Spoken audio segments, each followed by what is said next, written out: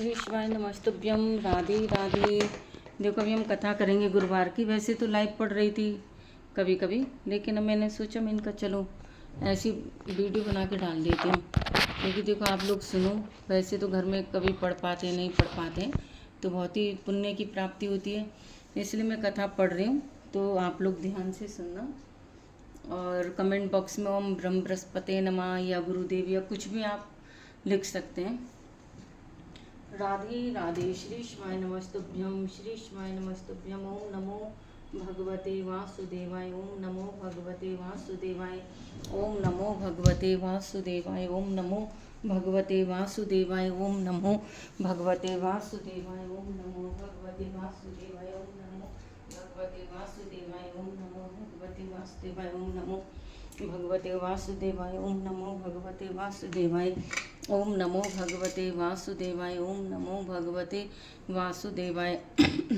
बोलो बृहस्पति भगवान की जय, विष्णु भगवान की जय। भारतवर्ष में राधे राधे राधे राधे। क्या है, किताब पुरानी हो गई है ना, तो पेज चिपके चिपके से ऐसे हो रहे हैं, इसलिए मैं इनके पहले पेज छुड़ाने में इस तरह से। श्री राधे राधे। बोलो लक्ष्मी माता की जय, बृहस्पति भगवान की जय, विष्णु भगवान की जय, समस्त देवी देवताओं की जय। भारतवर्ष में एक राजा राज्य करता था। वह बड़ा प्रतापी और दानी था। वह नित्य गरीबों ब्राह्मणों की सहायता करता था। बात उसकी रानी को अच्छी नहीं लगती थी। वह नहीं गरीबों को दान देती, नहीं भगवान का पूजन करती थी और राजा को भी दान देने से मना किया करती थी। एक दिन राजा शिकार खेलने वन को गए हुए थे, तो रानी महल में अकेली थी। उसी समय बृहस्पति साधु के वेश में राजा के महल में भिक्षा के लिए गए और भिक्षा मांगी। रानी ने भिक्षा देने से इनकार किया और कहा, साधु महाराज, मैं तो दान पुण्य से तंग आ गई। मेरा पति सारा धन लुटाता रहता। मेरी इच्छा है कि हमारा धन नष्ट हो जाए, फिर न रहेगा बांसुर न बजेगी बांसुरी। साधु का, देवी तुम बड़ी अजीब हो। धन संतान तो सभी चाहते हैं, पुत्र और लक्ष्मी तो पापी के घर भी होने चाहिए। यदि तुम्हारे पास अधिक धन है तो भूखों को भोजन दो, प्यासों के लिए प्याऊ बनवाओ, मुसाफिरों के लिए धर्मशालाएं खुलवाओ, जो निर्धन अपनी कुंवारी का विवाह नहीं कर सकते उनका विवाह करा दो। ऐसे और कई काम है जिनके करने से तुम्हारा यश लोक परलोक में फैलेगा, परंतु रानी पर उपदेश का कोई प्रभाव न पड़े। वह बोली महाराज, आप मुझे कुछ न समझा। मैं ऐसा धन नहीं चाहती जो हर जगह बांटती फिर। साधु ने उत्तर दिया, यदि तुम्हारी ऐसी इच्छा है तो तथास्तु, तुम ऐसा करना। बृहस्पतिवार को घर लीप कर पीली मिट्टी से अपना सिर धोकर स्नान करना, भट्टी चढ़ाकर कपड़े धोना। ऐसा करने से आपका सारा धन नष्ट हो जाएगा। इतने कहकर वह साधु महाराज वहां से आलोप हो गए। जैसे वह साधु किया गया था, रानी ने वैसे ही किया। 6 बृहस्पतिवार बीती थी कि उसका समस्त धन नष्ट हो गया और भोजन के लिए दोनों तरसने लगे। सांसारिक भोगों से दुखी रहने लगे। तब वह राजा रानी से कहने लगा कि तुम यहाँ पर रहो, मैं दूसरे देश में जाऊँ, क्योंकि यहाँ पर मुझे सभी मनुष्य जानते, इसलिए कोई कार्य भी नहीं कर सकता। देश चोरी परदेश भीख बराबर है। ऐसा कहकर राजा परदेश चला गया। वन जंगल को जाता, लकड़ी काट कर लाता और शहर में बेचते। इस तरह जीवन व्यतीत करने लगा। एक दिन दुखी होकर जंगल में एक पेड़ के नीचे आसन जमा कर बैठ गया। वे अपनी दशा को याद करके व्याकुल होने लगा। बृहस्पतिवार का दिन था। एकाएक उसने देखा कि निर्जन वन में एक साधु प्रकट हुआ है। साधु वेश में स्वयं बृहस्पति देवता थे। लकड़ारे के सामने आकर बोले, ही लकड़ारे, इस सुनसान जंगल में तू चिंता मग्न क्यों बैठा है? लकड़ारे ने दोनों हाथ जोड़कर प्रणाम किया, उत्तर दिया, महात्मा जी आप सब कुछ जानते, मैं क्या कहूँ? यहाँ कहकर रोने लगा और साधु का आत्मकथा सुनाई। महात्मा, जिनका तुम्हारी स्त्री ने बृहस्पति के दिन वीर भगवान का निरादर किया है, जिसके कारण रुष्ट होकर तुम्हारी ही दशा कर दी। अब तुम चिंता को दूर करके मेरे कहने पर चलो तो तुम्हारे सब कष्ट दूर हो जाएंगे और भगवान पहले से अधिक संपत्ति देंगे। तुम बृहस्पति के दिन कथा क्या करो, 2 पैसे की चंदी मुनक्का मंगवाकर उसका प्रसाद बनाओ, शुद्ध जल से लोटे में शक्कर मिलाकर अमृत तैयार करो। कथा के पश्चात अपने सारे परिवार सुनने वाली प्रेमियों में अमृत व प्रसाद बांटकर आप भी ग्रहण क्या करो। ऐसा करने से भगवान तुम्हारी सब कामनाएं पूरी करेंगे। साधु के ऐसे वचन सुनकर लकड़ार बोला, हे प्रभु, मुझे लकड़ी बेचकर इतना पैसा नहीं मिलता जिससे भोजन करने के उपरांत कुछ बचा सकूं। मैंने रात्रि में अपनी स्त्री को व्याकुल देखा है, मेरे पास कुछ भी नहीं जिससे उसकी खबर मंगा सकूं। साधु का, लकड़ारे, तुम किसी बात की चिंता मत करो। बृहस्पति के दिन तुम रोजाना की तरह लकड़ियां लेकर शहर को जाओ। तुमको रोज से दुगना धन प्राप्त होगा, जिससे तुम बलिवान भोजन कर लोगे तथा बृहस्पति देव की पूजा का सामान भी आ जाएगा। इतना कहकर साधु अंतर ध्यान हो गए। धीरे धीरे समय व्यतीत होने पर फिर वही बृहस्पतिवार का दिन आया। लकड़ारा जंगल से लकड़ी काटकर किसी भी शहर में बेचने गया। उसे उस दिन और दिन से अधिक पैसा मिला। राजा ने चना गुड़ आदि लाकर गुरुवार का व्रत किया। उस दिन से उसके सभी क्लेश दूर हुए, परंतु जब दोबारा गुरुवार का दिन आया तो बृहस्पतिवार का व्रत करना भूल गया। इस कारण बृहस्पति भगवान नाराज हो गए। उस दिन से उस नगर के राजा ने वेश्यालय की का आयोजन किया तथा शहर में घोषणा करा दी कि कोई भी मनुष्य अपने घर में भोजन न बनावे, नाक जलावे। समस्त जनता मेरे यहाँ भोजन करने आवे, इस आज्ञा को जो न मानेगा उसके लिए फांसी की सजा दी जाएगी। इस तरह की घोषणा संपूर्ण नगर में करवा दी गई। राजा के आज्ञा अनुसार शहर के सभी लोग भोजन करने गए, लेकिन लकड़हारा कुछ देर से पहुंचा, इसलिए राजा उसको अपने साथ घर ले गया। ले जाकर भोजन करा रहे थे तो रानी की दृष्टि उस खूंटी पर पड़ी जिस पर उसका हाथ लटका हुआ था। वहां पर दिखाई नहीं दिया। रानी ने निश्चय किया कि मेरा इस मनुष्य ने चुरा लिया है। उसी समय पुलिस को बुलाकर उसको जेल खाने में डलवा दिया। जब लकड़हारा जेल खाने में पड़ गया, वो दुखी होकर विचार करने लगा कि न जाने कौन से पूर्व जन्म के कर्म से मुझे यह दुख प्राप्त हुआ। उसी साधु को याद करने लगा जो कि जंगल में मिला था। उसी समय तत्काल बृहस्पति साधु के रूप में प्रकट उसकी दशा को देखकर कहने लगे, अरे मूर्ख, तूने बृहस्पति की कथा नहीं करी, इस कारण तुझे दुख प्राप्त हुआ। अब चिंता मत कर, बृहस्पतिवार के दिन जेल खाने के दरवाजे पर 4 पैसे पड़े मिलेंगे, उनसे तू बृहस्पति देव की पूजा करना, तेरे सभी कष्ट दूर हो जाएंगे। बृहस्पति के रोज उसे 4 पैसे मिले। लकड़हारा ने कथा कही। उसी रात्रि को बृहस्पति देव ने उस नगर के राजा को स्वप्न में कहा, राजा, तुमने जिस आदमी को जेल खाने में बंद कर दिया वह निर्दोष है, राजा उसे छोड़ देना। रानी का रोसी खूंटी पर लटका है, अगर तू ऐसा नहीं करेगा तो मैं तेरे राज्य को नष्ट कर दूंगा। इस तरह रात्रि के सपनों को देखकर राजा प्रातःकाल उठा और खूंटी पर हार देखकर लकड़हारे को बुलाकर क्षमा मांगी तथा लकड़हारे को योग्य सुंदर वस्त्र आभूषण देकर विदा किया था। तब बृहस्पति देव की आज्ञानुसार लकड़हारा अपने नगर को चल दिया। राजा जब अपने नगर के निकट पहुंचा तो उसे बड़ा आश्चर्य हुआ। नगर में पहले से अधिक बाग, तालाब और कुएं तथा बहुत सी धर्मशाला मंदिरात बन गई। राजा ने पूछे किसका बाग और धर्मशाला है। तब नगर के सब लोग कहने लगे सब रानी बांदी के हैं। तो राजा को आश्चर्य गुस्सा हुआ। जब रानी ने खबर सुनी कि राजा आ रहे हैं तो उसने बांदी इसका हे दासी, देख राजा हमको कितनी बुरी हालत में छोड़ गए थे, हमारी ऐसी हालत देखकर वह लौट ना जाए, इसलिए तो दरवाजे पर खड़ी हो जाकर अनुसार दासी दरवाजे पर खड़ी हो गई। राजा है तो उन्हें अपने साथ लेवा लाई। तब राजा ने क्रोध करके अपनी रानी से पूछा कि धन तुम्हें कैसे प्राप्त हुआ। तब उन्होंने कहा मैं सब धन बृहस्पति देव के इस व्रत के प्रभाव से प्राप्त हुआ है। राजा ने निश्चय किया कि 7 रोज बाद तो सभी बृहस्पति देव का पूजन करते हैं, परंतु मैं रोजाना दिन में 3 बार कहानी क्या करूंगा तथा रोज व्रत क्या करूंगा। हर समय राजा के दुपट्टे में चने की दाल बंदी रहती तथा दिन में 3 बार कहानी कहते कि रोज। राजा ने विचार किया कि चलो अपनी बहन के यहाँ हुआ है।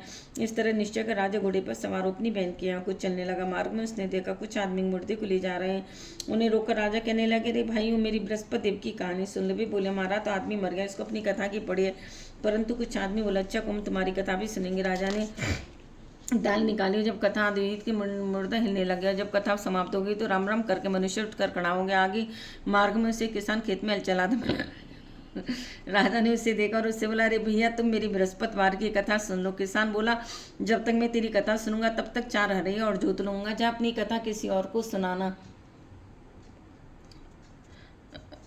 जब अपनी कथा किसी और को सुनाना। इस तरह राजा आगे चलने लगा। राजा के हटते बैल पछाड़ का गिर गए तथा उसके पेट में बड़ी जोर का दर्द होने लगा। उस समय उसकी माँ रोटी लकराई। उसने जब ये देखा तो अपने पुत्र से सवाल पूछा। बेटे ने सब याल कह दिया तो बुढ़िया दौड़ी दौड़ी उस घोड़स्पार के पास गई। उससे बोली कि मैं तेरी कथा सुनूंगी, तू अपनी कथा मेरे खेत पर ही चलकर कहना। राजा ने बुढ़िया के खेत पर जाकर कथा कही, जिसके सुनते ही वे बैल उठ खड़े हुए तथा किसान के पेट का दर्द बंद हो गया। राजा अपनी बहन के घर पहुंचा। बहन ने भाई की खूब मेहमानी की।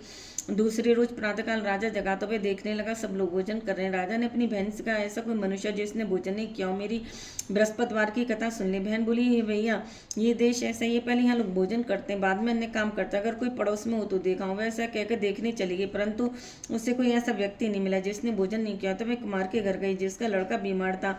उसे मालूम क्या 3 रोज से किसी ने भोजन नहीं किया। रानी ने अपने भाई की कथा सुनने के लिए कुमार से कहा, वह तैयार हो गया। राजा ने जाकर बृहस्पतिवार की कथा कही, जिसको सुनकर उसका लड़का ठीक हो गया। अब तो राजा की प्रशंसा होने लगी। एक रोज राजा ने अपनी बहन से कहा, बहन हम अपने घर को जाएंगे, तुम भी तैयार हो जाओ। राजा की बहन अपनी सास ने कहा, चली जा, परंतु अपने लड़कों को मत ले जाना, क्योंकि तेरे भाई की कोई औलाद नहीं। बहन ने अपने भैया से कही, भैया मैं तो चलूंगी, कोई बालक नहीं जाएगा। राजा बोला, जब कोई बालक नहीं चलेगा तब तुम क्या करोगी। बड़े दुखी मन से राजा अपने नगर को लौटाया। राजा ने अपनी रानी से कहा, हम निर्वंशी राजा, हमारा मुंह देखने का धर्म नहीं है, कुछ भोजन आज नहीं किया। रानी बोली, प्रभु बृहस्पति देव ने हमें सब कुछ दिया, हमें औलाद अवश्य देंगे। उसी रात को बृहस्पति देव ने राजा से स्वप्न में कहा, राजा उठ, सभी सोचे त्याग दे, तेरी रानी गर्भ से। राजा की बात सुनकर बड़ी खुशी हुई। 9वें महीने में उसके गर्भ से एक सुंदर पुत्र पैदा हुआ। तब राजा बोला, हे रानी, स्त्री बिना भोजन के रह सकती, बिना कहीं नहीं रह सकती। जब मेरी बहन आवे तुम मुझसे कुछ कहना मत। रानी ने सुनकर हाँ कर दिया। जब राजा की बहन ने शुभ समाचार सुना तो वह बहुत खुश हुई तथा बधाई लेकर अपने भाई के आई। तभी रानी ने कहा, घोड़ा चढ़ करते नहीं, गधा चढ़ी आई। राजा की बहन बोली, भाभी मैं इस प्रकार नहीं कहती तो तुम्हें औलाद कैसे मिलती। बृहस्पति वैसी है जैसी जिसके मन में कामनाएं सभी को पूर्ण करते हैं। जो सद्भावना पूर्वक बृहस्पतिवार का व्रत करता है एवं कथा पढ़ता है, वह सुनता दूसरों को सुनाता। बृहस्पति उसकी मनोकामना पूर्ण करते हैं। भगवान बृहस्पति उसकी सदैव रक्षा करते हैं। संसार में जो मनुष्य सद्भावना से भगवान जी का पूजन व्रत सच्चे हृदय से करते हैं तो उनकी सभी मनोकामनाएं पूर्ण करते हैं। जैसी सच्ची भावना से रानी और राजा ने उनकी कथा का गुणगान किया तो उनकी सभी इच्छाएं बृहस्पति देव जी ने पूर्ण की थी। इसलिए पूर्ण कथा सुनने के बाद प्रसाद लेकर जाना चाहिए, हृदय से उसका मनन करते हुए जयकारा बोलना चाहिए। बोलो बृहस्पति देव की जय, विष्णु भगवान की जय। हे प्रभु मेरे बेटा पे कृपा बनाए रखना, हे भगवान हम आपकी शरण है।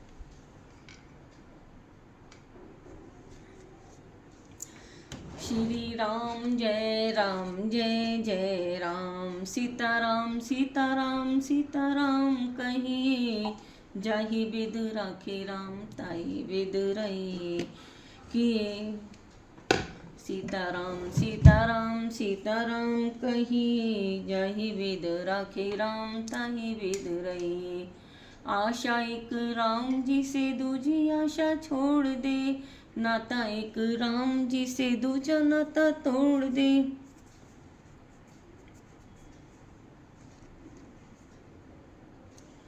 प्राचीन काल में एक ब्राह्मण था, वह बहुत निर्धन था, उसके कोई संतान नहीं थी। उसकी स्त्री बड़ी मलिनता के साथ रहती थी, वह स्नान न करती, किसी देवता का पूजन न करती। इससे ब्राह्मण देवता बड़े दुखी थे, बेचारे भी बहुत कुछ कहते थे किंतु उसका कोई परिणाम न निकला। भगवान की कृपा से ब्राह्मण की स्त्री के कन्या रूपी रत्न पैदा हुआ। कन्या बड़े होने पर प्रातःकाल स्नान करके विष्णु भगवान का जाप हुआ, बृहस्पतिवार का व्रत करने लगे। अपनी पूजन पाठ को समाप्त करके स्कूल जाती तो अपनी मुट्ठी में जौ भर के ले जाती और पाठशाला के मार्ग में डालती जाती। तभी ये स्वर्ण के हो जाते। लौटते समय उनको भी इनका गढ़ ले आती थी। एक दिन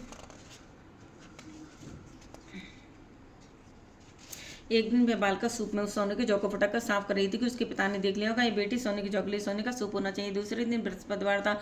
इस कन्या ने व्रत रखा, बृहस्पति देव से प्रार्थना करके कहा, मैंने आपकी पूजा सच्चे मन से की हो तो मेरे लिए सोने का सूप दे दो। बृहस्पति देव ने उसकी प्रार्थना स्वीकार कर ली। रोजाना की तरह वह कन्या जौ पिलाती जाने लगी। जब लौट कर जौ बीन रही थी तो बृहस्पति देव की कृपा से सोने का सूप मिला।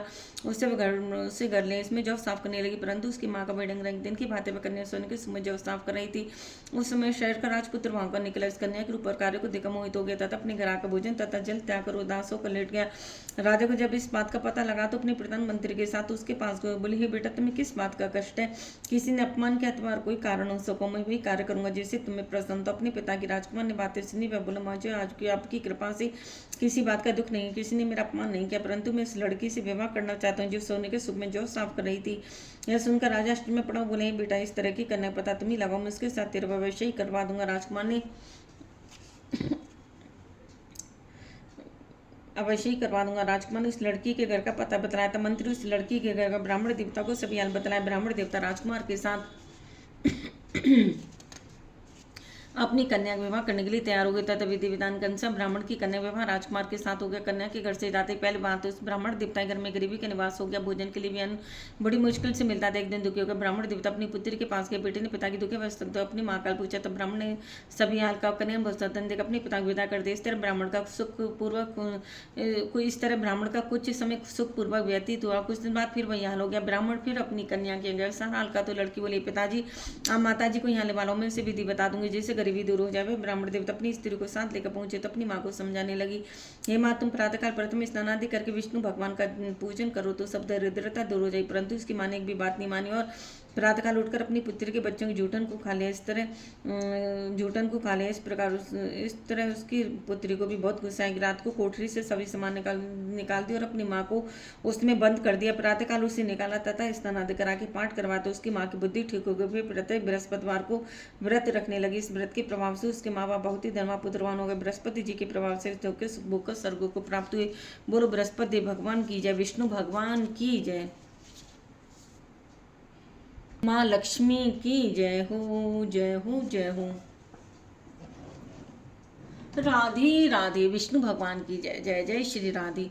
ओम जय बृहस्पति देवा, स्वामी जय बृहस्पति देवा, छिन छिन भोग लगाऊं फल मेवा। ओम जय बृहस्पति देवा, तुम पूर्ण परमात्मा तुम्हें अंतर्यामी, जगत पिता जगदीश्वर तुम सबके स्वामी।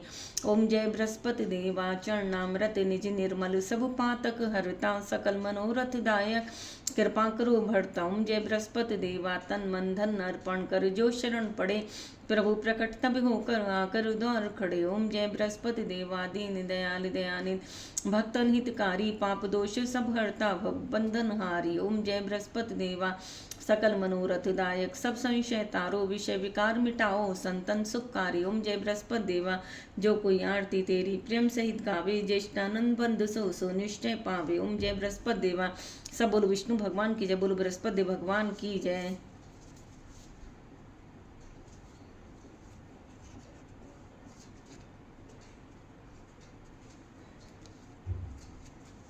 राधे राधे। देखो इस कथा को जिसने भी पूरी सुने बहुत ही पुण्य की प्राप्ति होती है।